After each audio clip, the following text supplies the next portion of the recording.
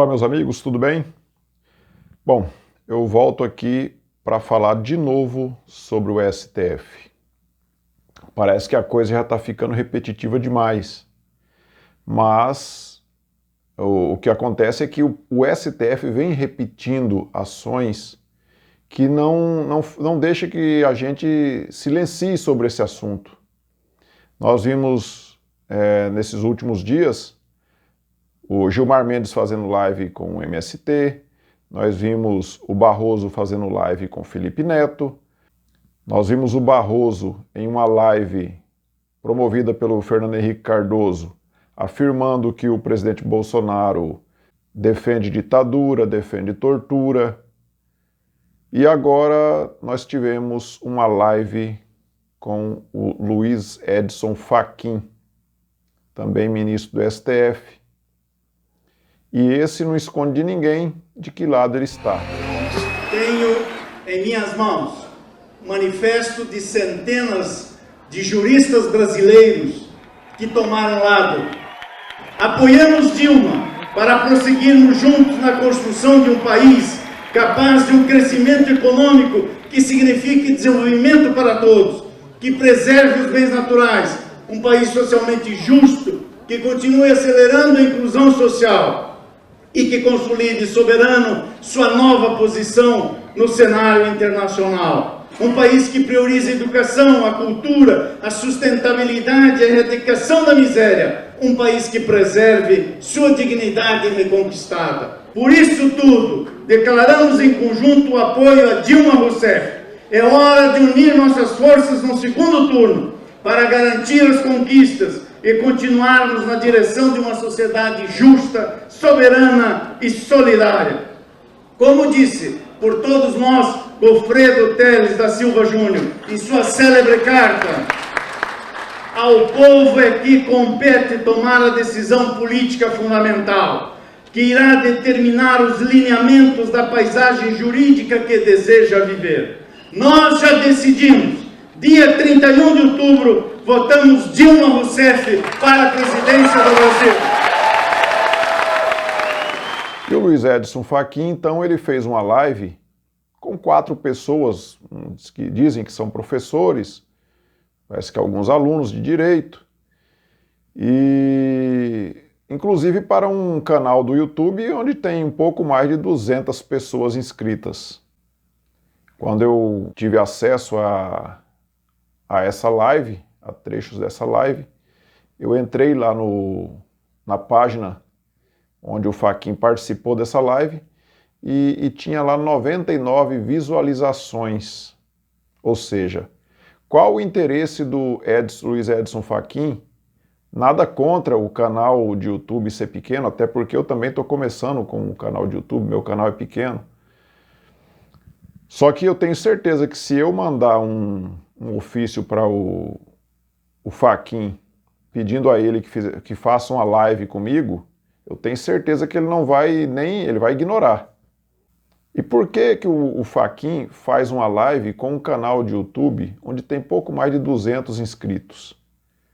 Onde teve poucas visualizações? Qual o interesse? Será que é porque ele se sentiria à vontade ali para falar o que ele queria e ninguém ia ver? Só que a internet, ela é uma coisa que não fica escondido. Tudo que você fala e divulga na internet, por mais que seja pequeno o canal, ela acaba sendo divulgado. E foi o que aconteceu, né? Eu tive acesso aí a essa live e eu vou colocar aqui um trecho, eu vou fazer questão de colocar, inclusive, a pergunta que o indivíduo fez ao Fachin, levantando a bola para ele chutar, né, dizendo ali que o presidente defende autoritarismo e que é uma democracia só por fora, mas que por dentro ela está corroída, ou seja, dizendo ali que o presidente é antidemocrático, e o Fachin, então, pegou essa bola que tinha sido levantada por aquele indivíduo e foi chutar para o gol. O Fachin estava se sentindo o máximo ali, dizendo que o presidente é antidemocrático. A minha intervenção vai até um pouco no que o senhor acabou mencionando em relação à qualidade da democracia, o autoritarismo, até mesmo no Violações e Retrocesso, a nossa última pergunta é sempre pensar para o futuro, né? E até mesmo, como o professor mencionou, o horizonte, em função da pandemia, é áspero, economicamente falando, né? E nós sabemos que esse cenário, justamente, é uma das características que fomenta governos autoritários, né? Governos autoritários surgem desses cenários. Eu queria pensar um pouco, que o professor pudesse colaborar com a gente nesse pensamento, em relação do autoritarismo dentro das instituições democráticas. Eu digo isso pensando porque muito se registra hoje, muito quem pensa a democracia e as violações ou retrocessos na democracia justamente pontua que não vamos mais ver um ataque como aqueles ataques de golpe militar que coloca tudo abaixo e revoluciona o modelo. Nós temos quem entenda que a democracia ela vai ruindo por dentro, mas a carcaça, a aparência externa é de uma democracia, no entanto, internamente ela vai sendo atacada, é nesse sentido. Eu digo isso, agora, a Piauí, em agosto, uma matéria pontua justamente uma reunião em que o presidente da República, ali com o seu gabinete, com seus assessores e ministros, indica a intenção de intervenção no STF, né? Indica essa intenção. Isso não foi adiante, mas é algo que vem a público e é algo que tem atenção e até mesmo uma parcela da população endossa esse tipo de discurso, né? Pensando na democracia a longo prazo, até mesmo sabendo que essa agenda tem que ser discutida em 2022, como é que o professor vê esses ataques que acontecem dentro das instituições democráticas, se isso são de fato ameaças, ou se não é algo que a gente tem que se tranquilizar e não ameaça de forma alguma os três poderes, enfim, nosso projeto democrático como um todo. É muito isso. Bem, muito Victor. Obrigado. Excelente também a sua pergunta. Eu vou ofertar a resposta que tenho nos limites da minha função e, obviamente, não farei avaliação política do fato ao qual se referiu, mas sim aquilo que diz respeito ao Supremo Tribunal Federal. Nesse sentido, eu começaria dizendo, todos nós conhecemos, ele até esteve no Brasil, a obra do Steven Levitsky, em coautoria com o Daniel Ziblatt, sobre como as democracias morrem. Aliás, pronto, você o tem à mão. Alguém já disse a ele, num recente debate nos Estados Unidos, que espera que daqui a algum tempo ele escreva um outro livro, Como as Democracias Renascem. Eu estou neste time, Victor, ou seja, naqueles que leem, porque é importante ter informação de qualidade para saber que é possível, sim, criar-se o que se chama, ou podemos chamar de endoautoritarismo, ou seja, manter-se um verniz democrático e por dentro as instituições serem corroídas a tal ponto de que o hospedeiro, que é a democracia, seja destruído pelo parasita, que é o autoritarismo. E o livro, que você acaba de mostrar aí, evidencia alguns desses fenômenos. E um deles, em especial, tem muito a ver com o tempo que nós temos nesses próximos 2 anos, ou seja, de agora até 2022. É fundamental que se tenha presente que o debate que vai se fazer e a escolha que se vai fazer estará legitimada pelo processo da consulta popular, legitimamente levada a efeito e executada dentro da normalidade da legalidade constitucional. Por isso, o primado da democracia não é apenas que o processo deliberativo da consulta popular se realize, mas é que todos se comprometam a respeitar essa estrutura simbólica que se forma ao fim desses procedimentos. Há exemplos recentes, os Estados Unidos tiveram uma crise na eleição da qual participou o candidato, então vice-presidente Al Gore. A Corte Suprema dos Estados Unidos, a seu modo e a seu tempo, solveu a controvérsia e as instituições deram a palavra final e o país prosseguiu no seu caminho. seja qual for a opinião que cada um tem sobre aquele episódio, e não é a primeira vez, obviamente, que a Flórida aparece nas eleições dos Estados Unidos como elemento diferenciador, a história mostra que isso já se deu no século XIX também, mas, seja como for, seja a opinião que se tenha, o fundamental, voltando, quem sabe, à questão que o doutor Gustavo fez, é produzir confiança na execução do processo deliberativo. Por isso, eu tenho enfatizado nas funções que hoje exerço ao lado do ministro Luiz Roberto Barroso, que preside o TSE, da importância da justiça eleitoral e a importância do processo eleitoral e a importância de termos eleições à luz do que diz o artigo 14 da Constituição, com legitimidade e normalidade, para que o seu respeito não seja colocado em questão. Por isso, soa inadmissível que até mesmo quem tenha saído vencedor nas urnas venha questionar a credibilidade da justiça eleitoral. Soa inadmissível que presidentes de outros países, como se lê nos noticiários, por antemão já estão colocando em dúvida o processo eleitoral, caso, obviamente, necessitem dessa forma atípica de habeas corpus preventivo para contaminar o resultado eleitoral. Por isso, nós precisamos manter rígido, intacto, esse genuíno processo deliberativo, porque creio que haverá uma distinção muito clara. Acho que o exemplo da Hungria do ano passado, das eleições do ano passado, podem servir para uma amostra daquilo que se situa no campo da legalidade constitucional e daquilo que somente se situa de forma aparente no campo da legalidade constitucional, mas que, a rigor, procura naturalizar o autoritarismo por meio dessa endoformação, de uma formação por dentro de mentes autoritárias, que, obviamente, são essas que pensam em fechar uma corte constitucional, são essas que... Eu já perguntei um dia num vídeo que eu fiz sobre aquele caso do Barroso, onde ele diz que o presidente defende ditadura e tortura, aonde essa gente quer chegar.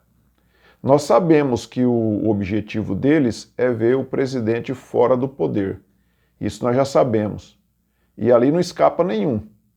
O Marco Aurélio Mello tem dado algumas declarações contrárias ao que vem fazendo os demais lá, o Alexandre de Moraes, o Gilmar Mendes e etc., Dias Toffoli. Mas ele também não me engana.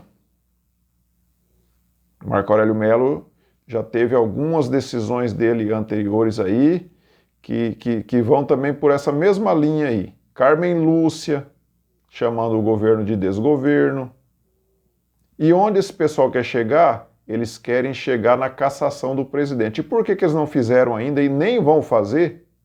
A não ser que aconteça uma coisa absurda e que o presidente perca o apoio popular. Eles não fizeram justamente por causa disso. Porque eles sabem que o povo apoia o presidente. Eles sabem que se eles fizerem isso, eles vão ter consequências desagradáveis. Vai ser uma coisa, inclusive, que não vai ser cumprida. Eu estou para dizer para vocês que se o STF viesse na atual conjuntura com a cassação do presidente, dizendo que ele é antidemocrático, que ele é autoritário, ditador, torturador, etc., como diz o Barroso e o próprio Fachin, um nazista, como diz o nosso decano Celso de Mello, né, comparou o governo do presidente Jair Bolsonaro com o governo nazista do Hitler. Então, eu tenho certeza que se eles viessem com uma decisão absurda lá, tirando o presidente do poder, cassando o mandato dele, eu tenho certeza que essa ordem não ia ser obedecida. Até porque ordens absurdas não se obedecem. Isso aí no meio militar é pacífico. Ordem absurda não se cumpre. E o presidente Bolsonaro é um militar. Tem alguns militares no seu governo. E ele sabe muito bem disso, que ordem absurda não se cumpre. E se viesse uma ordem agora de cassação do mandato dele através do Supremo Tribunal Federal, essa ordem seria absurda, até porque não tem nenhum crime. Qual o crime? Qual o crime que o presidente cometeu?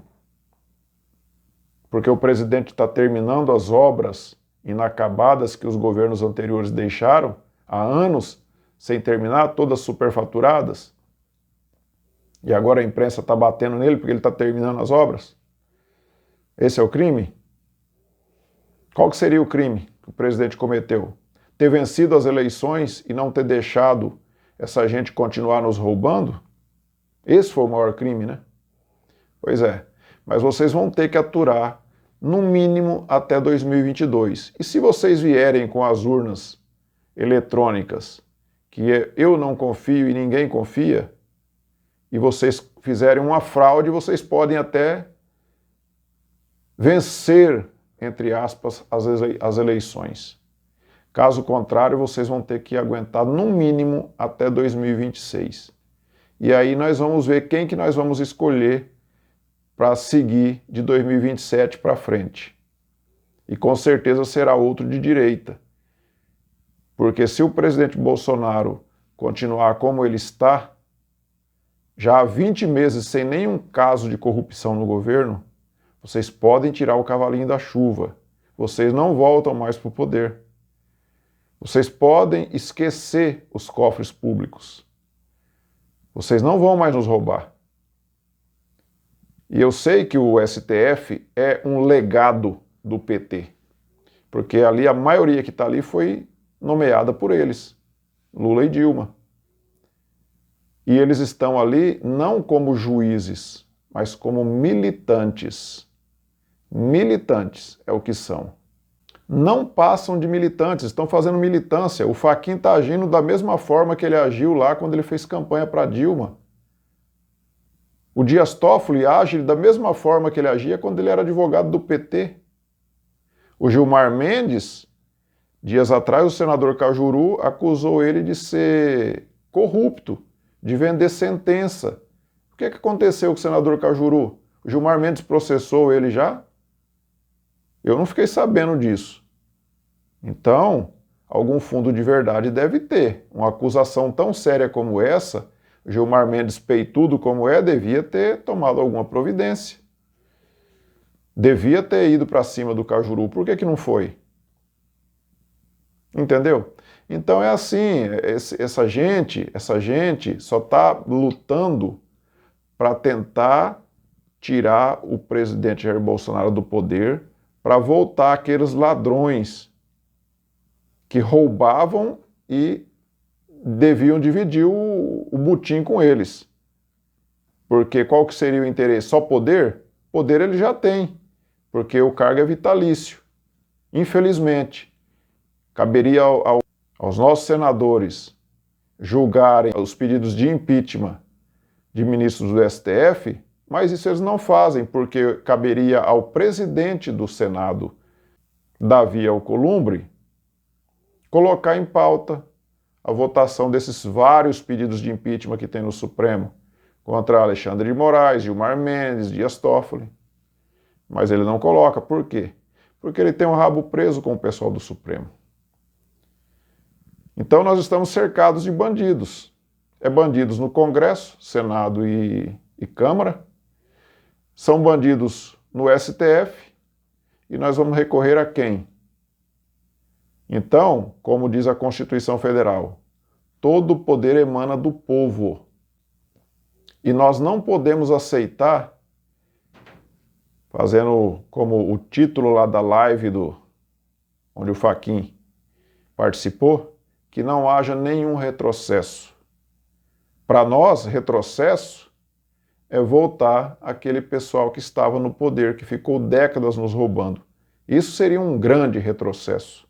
Isso destruiria o nosso país, como vem acontecendo na Argentina. Os argentinos optaram, infelizmente, a maioria optou para voltar com a Cristina Kirchner, que quis lá o poder para se livrar da cadeia, e agora ela está mandando lá com um poste, como seria o Haddad aqui, o Fernandes, está destruindo a Argentina. Logo nós teremos aqui argentinos vindo para o Brasil igual vieram os venezuelanos.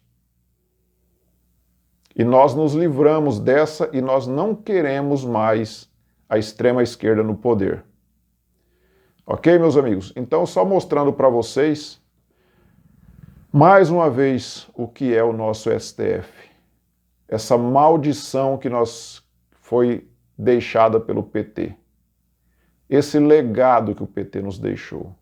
E que nós teremos que aguentar ainda por muitos anos. Porque ali tem vários deles que vão demorar bastante para se aposentar. Principalmente pessoas como Dias Toffoli e Alexandre de Moraes, que ainda são novos e podem ficar lá até os 75 anos de idade. Então, obrigado por ter assistido até aqui. Eu peço que, se você não for inscrito ainda no canal, que você se inscreva, dê essa força para o canal. Estamos começando com o canal agora e pedimos que vocês dêem essa força, se inscrevam aí no botão vermelho, inscreva-se e curta, compartilhe esse vídeo. Que tenham todos uma excelente semana com as bênçãos do Senhor Deus.